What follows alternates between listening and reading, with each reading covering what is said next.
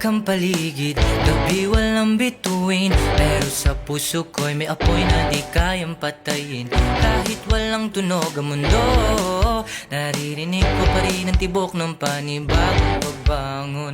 At kung madilim man ang